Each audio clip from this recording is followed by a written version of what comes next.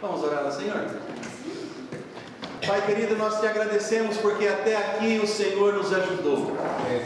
Até aqui o Senhor esteve operando, atuando neste culto, tirando do nosso coração o louvor que só o Senhor é digno, recebendo as nossas oferendas, trazendo para esta igreja essas crianças tão lindas que enchem o nosso coração de regozijo, de alegria, e acrescentando à tua igreja cada dia aqueles que se hão de salvar, e também cristãos, crentes remidos que vêm de outras localidades para juntar-se a nós e nos ajudar na proclamação deste santo evangelho. Agora nós pedimos humildemente que seja o Senhor, e tão somente o Senhor, pelo teu Espírito Santo, usando a Bíblia, a tua santa palavra, toda ela inspirada pelo Senhor, para falar ao nosso coração, para que nós não saiamos daqui a ouvir voz de homem, mas que o homem seja simplesmente um instrumento, um canal, para ouvirmos a voz do Senhor. Fala, Senhor, e glorifica o teu nome, e tão somente o teu nome em nossas vidas e na tua igreja. É o que pedimos no santo e bendito nome do teu Filho amado, o Senhor Jesus, que vive e reina para sempre. Amém. Amém. O tempo é curto e eu vou procurar falar rápido para poder conter toda a minha mensagem dentro do tempo. Mas a Bíblia também nos fala que o tempo é curto. Em primeira carta de Pedro, no capítulo 4, versículo 7, diz a Bíblia, a santa palavra de Deus: já está próximo o fim de todas as coisas, portanto, sede sóbrios e vigiai em oração.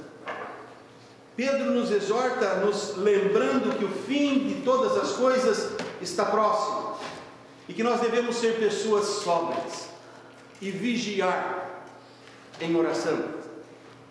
Tiago, por sua vez, nos recomenda, em Tiago 4:8, chegai-vos a Deus, e Ele se chegará a vós.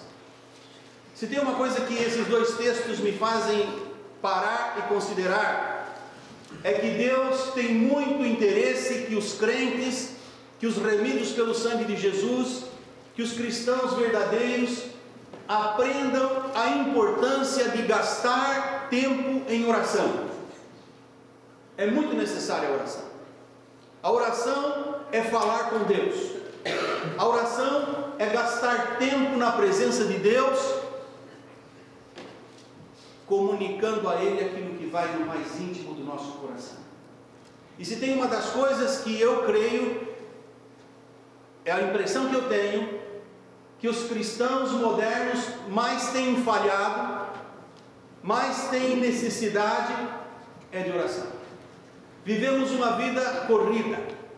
Está próximo ao fim de todas as coisas. Daniel falou que no final a ciência se multiplicaria e os homens correriam de uma parte para outra. Profecia de Daniel. E nós estamos vendo isso acontecer. Os homens desenvolveram toda a tecnologia dizendo que isso faria a vida do homem e da mulher mais fácil, porque as máquinas trabalhariam por nós. E no entanto o capitalismo faz de cada um uma parte da máquina, e a gente acaba não tendo tempo para nada. Vivemos correndo, fazendo o melhor que podemos, e queremos soluções rápidas para tudo, e assim perdemos o foco, porque com a correria do dia a dia achamos que não temos mais tempo para nada, nem tempo para Deus. Falta tempo, e o resultado é que muitas vezes vamos a Deus em oração só quando temos pedidos para fazer, quando temos uma necessidade. Entretanto, Tiago nos diz: chegai-vos a Deus, e Ele se achegará a vós. Isso me faz ver que orar é muito mais do que entregar para Deus um pedido. Orar é muito mais do que só dizer: Senhor, obrigado. Orar significa aproximação, relacionamento, amizade, comunhão, intimidade. Nós podemos ouvir o conselho de Pedro e de Tiago, vigiar em oração, achegar-se a Deus, para que Deus se achegue a nós. Ou então nós podemos ignorá-los e continuar nos ocupando com tudo que toma o nosso tempo no dia a dia. O dia acaba e a gente não consegue dar conta de tudo, e pouco a pouco nos afastarmos de Deus, porque é isso que acontece. Mas nós podemos até dizer: mas eu nunca me afastarei de Deus, eu nunca me esquecerei de orar. Todavia, se a Bíblia, a palavra de Deus, nos convida à oração e nos alerta que nós devemos vigiar e orar, é porque isso pode acontecer. É a medicina preventiva. É como Deus nos alertando do que pode ocorrer, e nós precisamos cuidar disso. A oração é tão importante que no meio do Sermão do Monte, em Mateus capítulo 6, versículo 6, o Senhor Jesus Cristo parou e disse: entra no teu aposento, e fechando a tua porta, ora a teu Pai, que vê o que está em oculto, e teu Pai que vê o que está em oculto te recompensará. Isso Jesus disse aos discípulos, e isso eu creio Jesus está falando a nós hoje. Esta semana eu orei muito sobre este assunto da oração. Deus me mexeu muito o coração sobre isso, pensando qual o tempo que nós como igreja, reunidos, gastamos em oração. Qual o tempo que o irmão ou a irmã como pessoa gasta em oração. E eu creio que se Deus me incomodou tanto com isso, é porque Jesus quer chamar o irmão, a irmã, chamar a mim, chamar a nós como igreja a um tempo com Ele em oração, para falarmos com Deus, para derramarmos diante dEle tudo que está em nossa mente e em nosso coração. Quando eu fiquei em São Paulo por 8 anos trabalhando na igreja lá, eu vi tanta gente que vai aos psicólogos para fazer análise,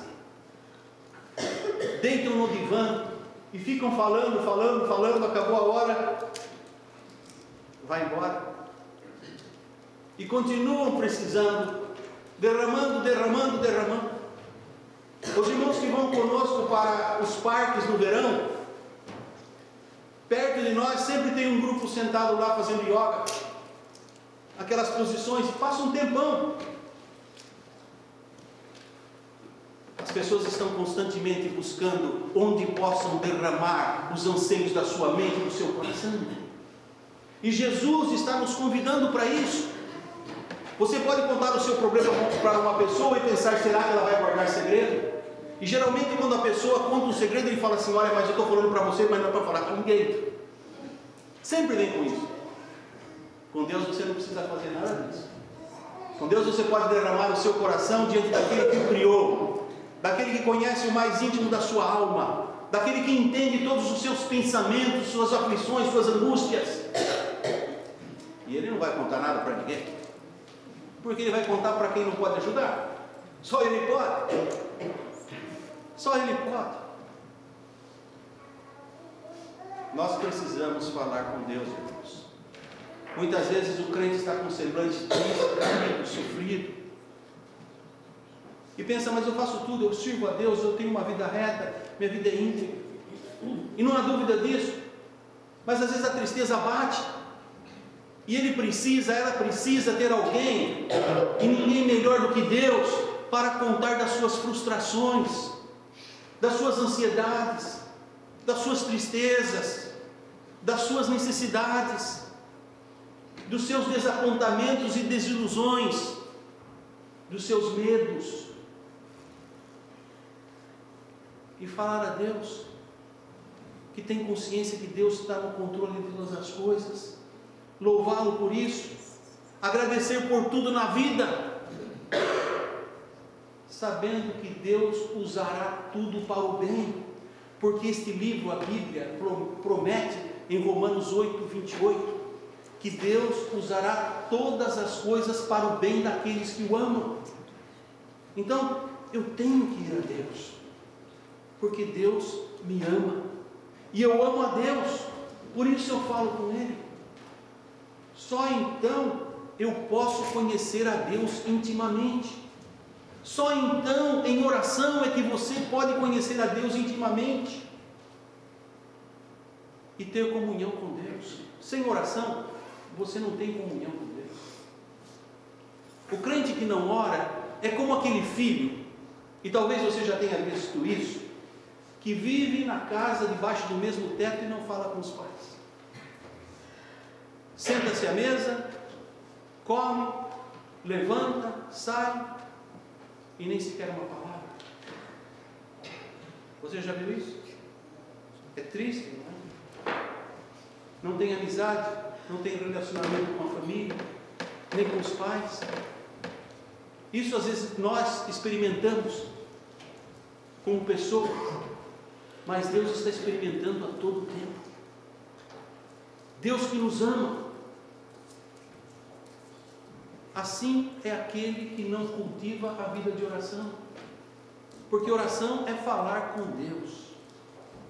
Você pode ser muito religioso, você pode dar os dízimos, você pode chegar cedo para os cultos, você pode ler a sua Bíblia, você pode ser uma pessoa correta que faz tudo direito, mas se você não tem uma vida de oração, você não tem comunhão com Deus. Você conhece sobre Deus, mas não conhece intimamente a Deus. Você pode ter até conhecido a Deus quando recebeu Jesus Cristo como Salvador, mas no caminhar da vida, você perdeu o foco. Pode fazer tudo correto, mas se você não conversar com Deus, você não tem relacionamento com Ele, não tem comunhão com Ele, e aí está a sua falha. Nós não temos como conhecer alguém com quem não conversamos. Ah, pastor, mas eu leio a Bíblia fala tudo sobre Deus, e aqui você conhece sobre Deus, mas conhecer a Deus é intimamente com Ele, é de coração para coração, é derramar a sua alma, falar com Ele. Talvez você diga: pastor, eu tenho uma vida muito agitada, eu não tenho tempo para ficar no meu quarto, como Jesus falou, tranca a porta e fica orando. Deus sabe, pastor. O senhor não sabe, mas Deus sabe. Deus sabe que eu amo, Deus sabe tudo que eu preciso. Para que ficar incomodando Deus com oração? Porque você pensa que para ir com Deus é só para pedir coisas. Não é para isso. Deus criou o homem para ter relacionamento com o homem, por isso Ele criou o homem e a mulher à sua imagem e semelhança. Senão Ele criava tudo igual aos macacos, ou igual aos papagaios, que repetem tudo o que falam e não sabem o que está falando. Mas Deus quer relacionamento. Então Ele criou o homem e a mulher à sua imagem, à sua semelhança. Deus sabe tudo? Sim, Deus sabe tudo. Mas para Deus isto não basta. Deus quer comunhão com você. Deus quer comunhão comigo. Deus quer comunicar com você as bênçãos que Ele tem preparado para você, para que você possa recebê-las. E Efésios 3:20 diz que Deus nos dá muito mais do que pedimos ou pensamos. Então, quando você vai a Deus com um pedido, pensando, Deus tem muito mais para te dar. Mas você só vai receber se gastar tempo conhecendo a Deus. Deus sabe tudo que você precisa, mas você muitas vezes não sabe. É quando você derrama a sua alma na presença de Deus, seus pensamentos, seus sentimentos, que você vai ter aquele alívio tão gostoso. Aquilo que era aflição para você, passa a desdobrar como um caminho para a vitória, porque você vê que agora Deus está controlando. Aquilo que parecia impossível, você vê que já não é mais impossível, porque não está mais nas suas mãos, está na mão daquele que cuida de tudo, que cuida de você, está nas mãos de Deus.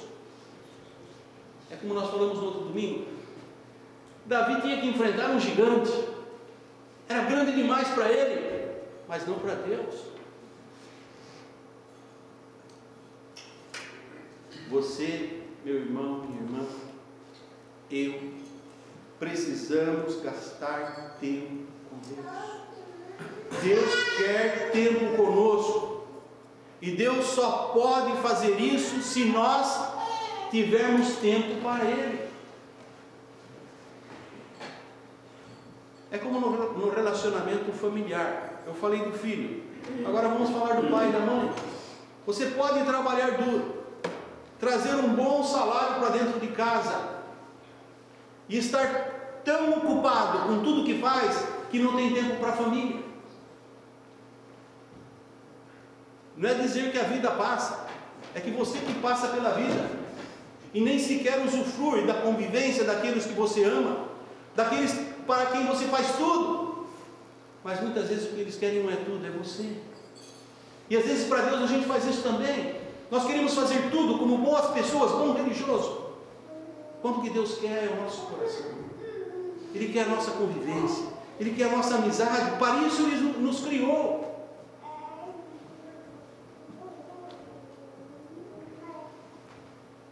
Sua vida, meu irmão, minha irmã, não pode ser só trabalho.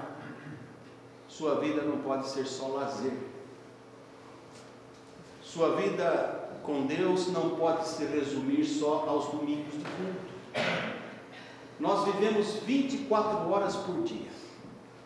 Cada segundo dessas 24 horas é um presente de Deus, que Deus não tem obrigação de nos dar. Ele dá gratuitamente. Por isso eu preciso parar e pensar: quantos segundos dessas 24 horas que Deus me dá, eu gasto com Ele? Ou eu sou como aquele filho que acha que o pai e a mãe têm a obrigação de dar tudo e nem sequer é obrigado a falar? Muitas vezes nós vivemos assim. Quanto das 24 horas que Deus me dá, eu tenho gastado com Ele? Você tem gastado com Ele? Quanto tempo você usa em oração? Para agradecer a Deus? Não estou falando para pedir. Se você parar para agradecer tudo que Deus já fez na sua vida, você vai ficar tão convencido que Deus cuida de você, que você não perderá mais tempo para pedir, mas só para agradecer, para louvá-lo.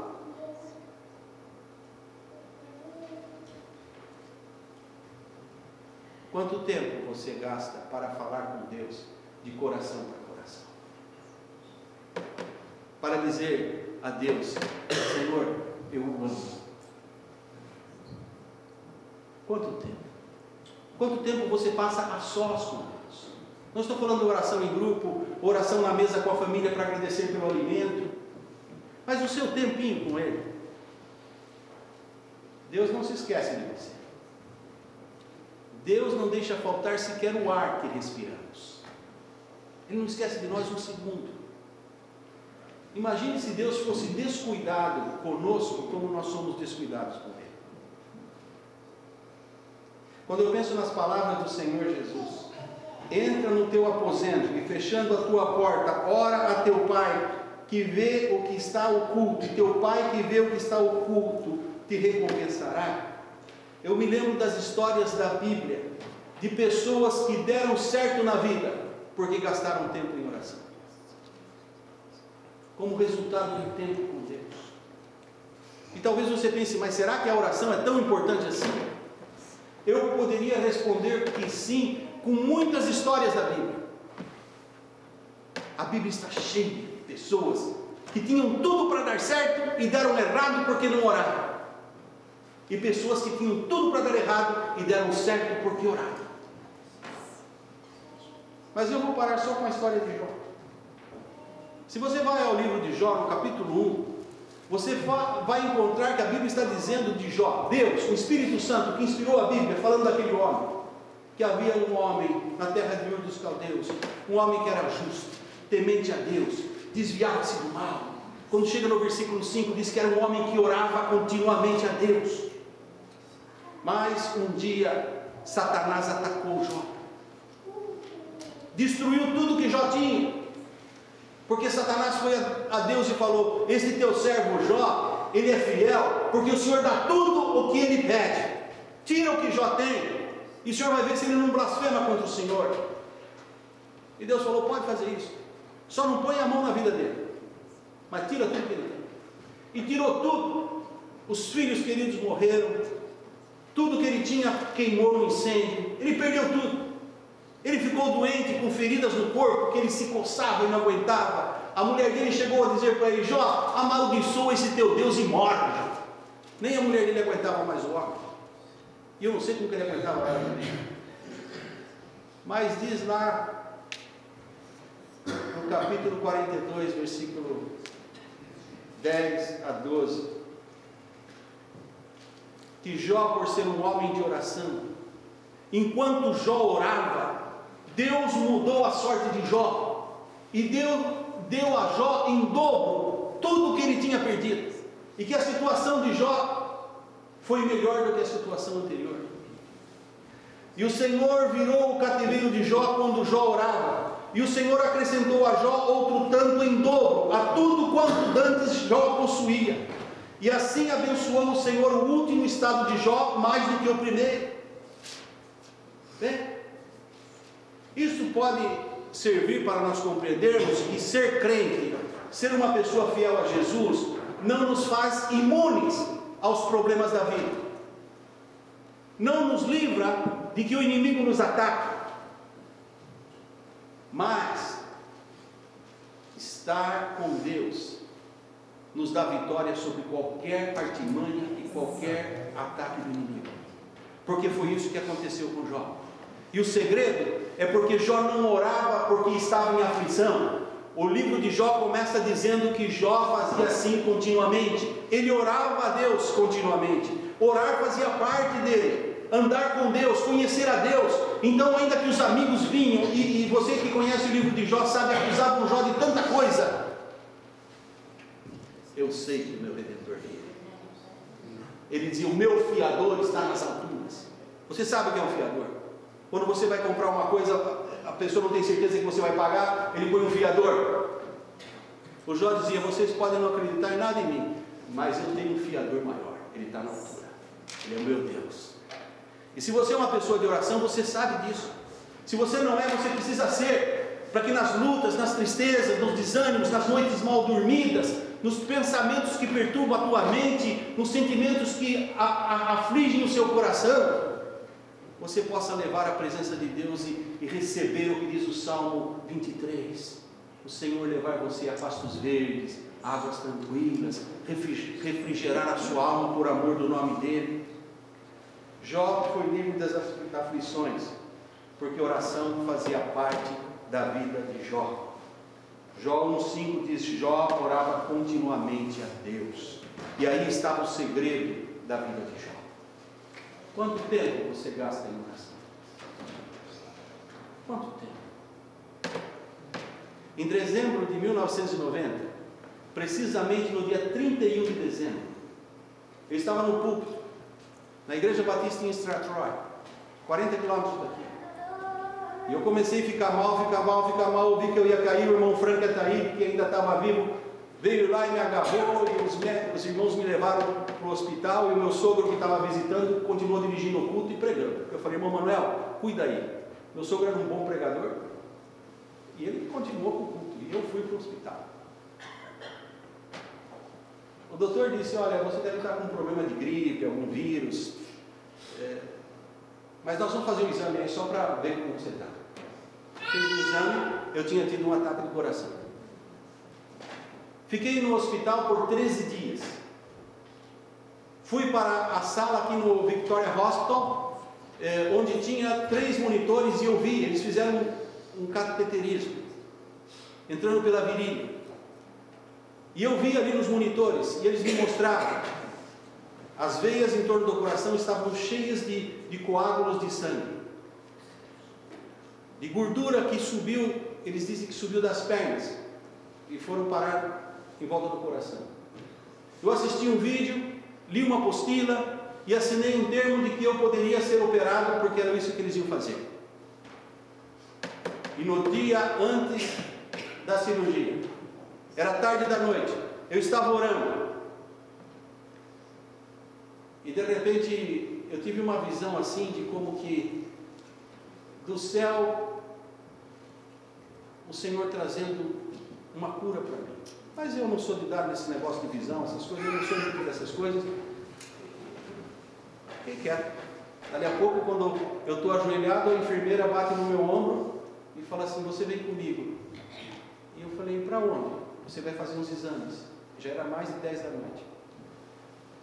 Eu falei assim, mas o senhor me deu remédio para dormir, eu já fiz os exames do dia. Não, mas o médico telefonou, mandou você fazer os exames. E eu fui, entrei para a sala, fez, fiquei do lado de fora esperando, depois ela fez de novo porque disse que não estava bom. Quando chegou de manhã, veio o Dr. Melendes, que era o chefe da cardiologia aqui, não sei se ainda é, Dr. Melendes e uma equipe. Ele pôs a prancheta em cima da minha perna, a pasta, pôs a mão na minha mão e falou, reverendo, a sua cirurgia foi cancelada. Eu disse, por quê? Ele falou, por quê? Você está querendo se operar? Eu falei, não, eu quero saber por quê. Ele falou, nós não sabemos por quê, mas o seu quadro mudou. Não tem motivo mais para operar. Aí eu me atrevi, né? E eu falei para ele, doutor, eu sei por quê. Ele olhou para mim com aquela cara um pouco ironizando. Eu falei, porque a minha igreja em Estrató está orando por mim. Os meus irmãos missionários ao redor do mundo estão orando por mim. As igrejas onde eu tenho irmãos que me conhecem estão orando por mim. E eu sei que Deus veio em meu favor. Aí ele pôs a mão de novo em mim e falou, I know, but take care of yourself now. Eu sei, mas se cuida daqui para frente. Eu continuei indo a ele cada 3 meses, depois cada 6 meses, depois 1 ano. E um dia ele falou para mim, pastor, você está melhor que eu, não volta mais. Eu estou contando isso porque eu não sou nenhum jovem, mas o meu Deus é o mesmo que atuou com Jó. O mesmo Deus que não mudou. A Bíblia diz que Ele é o mesmo ontem, hoje e eternamente. O que nós precisamos é ter as nossas vidas nas mãos de Deus. Diante disso, como podemos nós dizer que não temos tempo para a oração? Como podemos nós dizer que não temos tempo para vir, por exemplo, na quarta-feira, das 7 às 8 da noite, para um culto de oração? Quando Pedro diz em 1 Pedro 4:7, para vigiar, orar, ser sóbrio, porque o fim de todas as coisas está próximo. Quando o Tiago diz, achegai-vos a Deus, e Ele se achegará a vós. Como podemos não dar prioridade à oração? Quando Deus nos diz em Jeremias 33:3, clama-me e responder-te-ei, mostrar-te-ei coisas grandes e firmes que tu não sabes. Talvez você diz, Deus sabe que a minha vida é muito agitada. Deus sabe como a sua vida é agitada, sim. Deus sabe como você usa o seu tempo. Deus sabe que você e eu muitas vezes nos envolvemos em muitas coisas e falhamos. Por quê? Fazemos o melhor e falhamos. Por quê? Porque faltou tempo em oração. Eu era um crente jovem ainda, novo na fé. Eu estava muito entusiasmado com o Evangelho, pela minha conversão, lendo a Bíblia, maravilhado com tudo que eu vi. E eu queria falar de Jesus para todo mundo, e não entendia porque as pessoas não entendiam. Eu esqueci que antes eu também não entendia. Então eu achava que todo mundo tinha a obrigação de entender porque eu estava explicando. E um dia o pastor falou para mim assim, Jackson, o tempo que você gastar para afiar o machado nunca será perdido. Nós estávamos num acampamento aquele dia. Eu falei, pastor, o que o senhor quer dizer com isso? Ele falou, vê aquela árvore grossa ali? Eu falei, veja, imagina que você pega um machado e começa a bater na árvore. Bater na árvore. E você fica cansado e quase nenhum resultado positivo você tem. Aí você olha para o machado e vê que o machado não foi afiado. Mas você pensa assim, mas eu não tenho tempo a perder, eu preciso derrubar essa árvore. E você continua batendo com o machado cego na árvore, que pouco ou nenhum resultado você terá. Agora você tem uma escolha. Continua batendo na árvore porque você não tem tempo a perder, ou você para, gasta um tempo afiando o machado.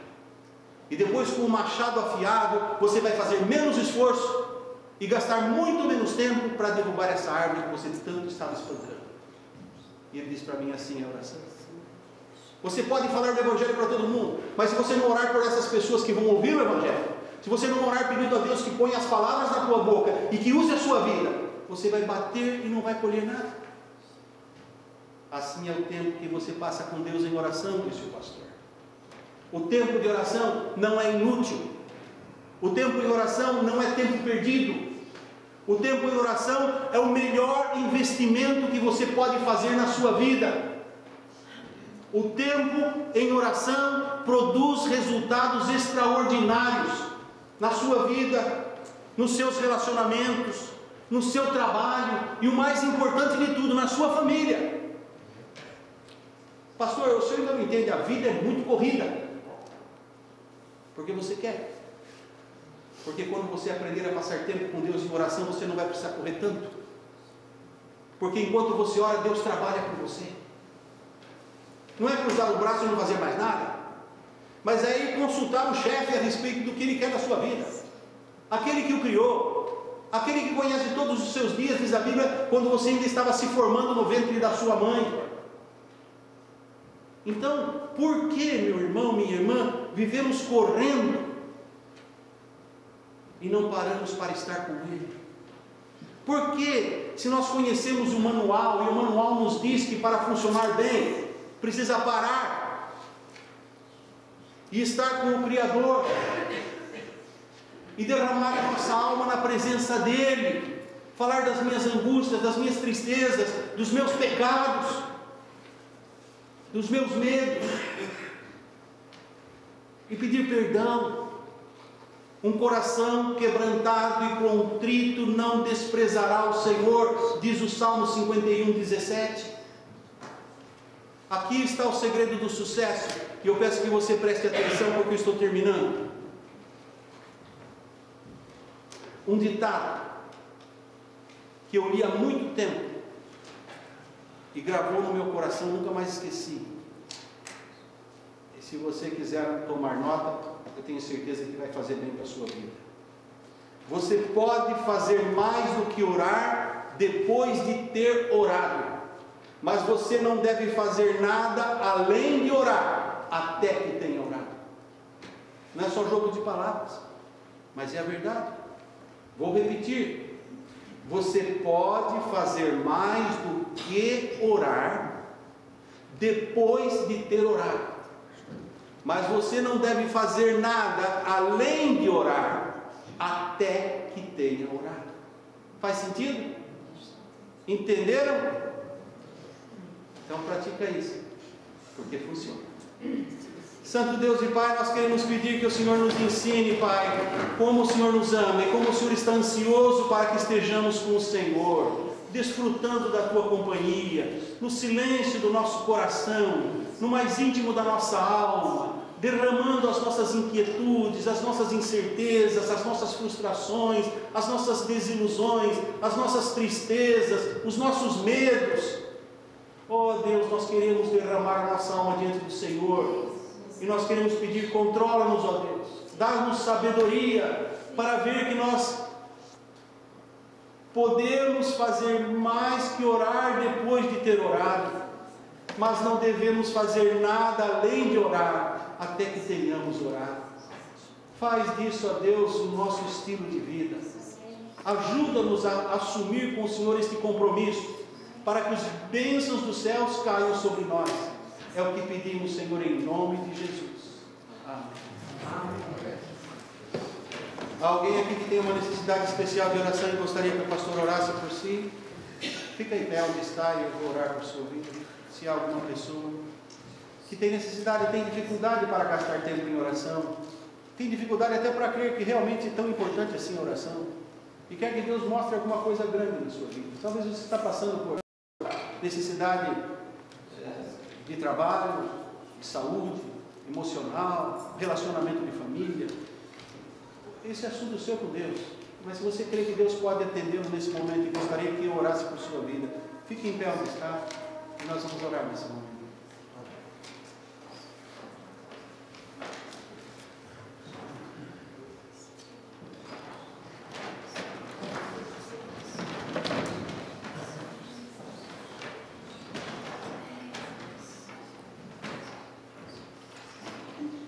Senhor, é o teu povo,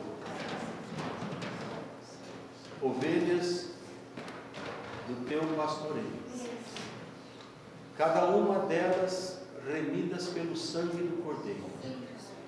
com um novo nome escrito no livro da vida.